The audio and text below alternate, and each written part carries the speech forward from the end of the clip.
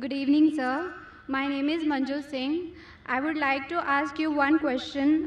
First of all, that I would like to tell you something. And I have seen your videos that is Hinduism similarities with Islam.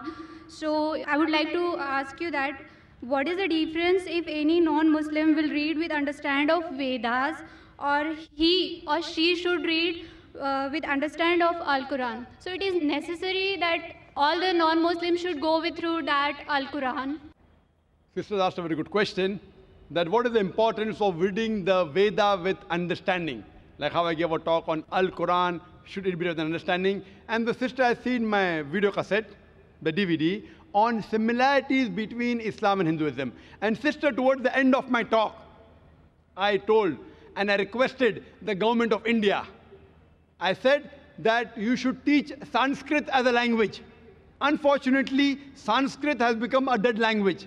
Only a handful of people know.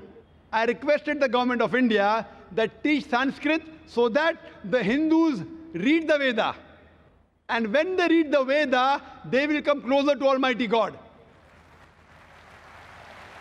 When you read the Hindu scripture says, if you read the Upanishad, it's mentioned in Chandogya Upanishad, chapter number 6, section number 2, verse number 1, Ekam Evidityam. God is only one without a second.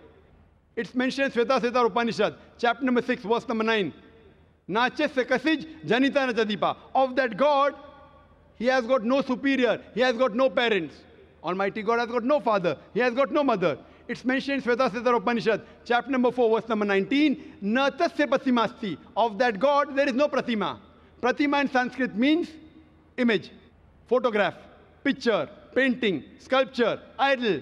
According to Svetasvatara Upanishad, chapter number 4, verse number 19 says, Na tasya pratima asti. Of that God, there is no image, there is no picture, there is no painting, there is no portrait, there is no sculpture, there is no statue, there is no idol. Same thing, Yajurved, chapter number 32, verse number 3, Na tasya pratima asti. Of that God, there is no image. So I'm asking you, sister, that if you read your Hindu scripture with understanding, not only chanting the verses, inshallah, you will come closer to God. And inshallah, you will submit your will to God.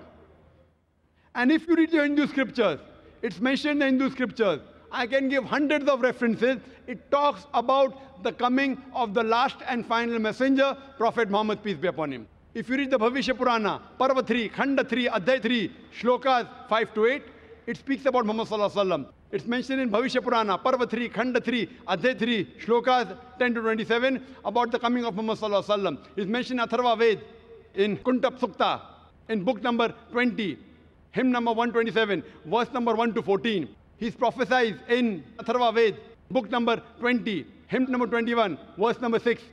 And only references I can keep on giving in which is mentioned about Muhammad Sallallahu Alaihi Wasallam. He's mentioned as Ahmad. Ahmad means one who praises. And he's mentioned several places. If you read Uttarchik, mantra number 1500, it speaks about Ahmad, Muhammad Sallallahu Alaihi Wasallam. If you read Indra, chapter number 2, verse number 152, it speaks about Ahmad. If you read Yajurved, chapter number 31, verse number 19, it speaks about Ahmad.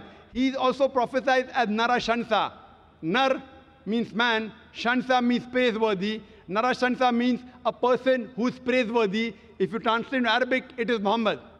So Muhammad Sallallahu Alaihi Wasallam is mentioned by name as Narashansa in several places. In Rigved, book number 1, hymn number 13, verse number 3. In Rigved, book number 1, hymn number 18, verse number 9. In Rigved, book number 2, hymn number 3, verse number 2. In Rigved, book number 7, hymn number 2, verse number 2. In Yajurved, chapter number 20, verse number 37. Yajurved, chapter number 20, verse number 57. Yajurved, chapter number 21, verse number 31. Yajurved, chapter number 28, verse number 19. I can go on quoting only references from the Hindu scriptures about the coming of Muhammad Sallallahu Alaihi Wasallam.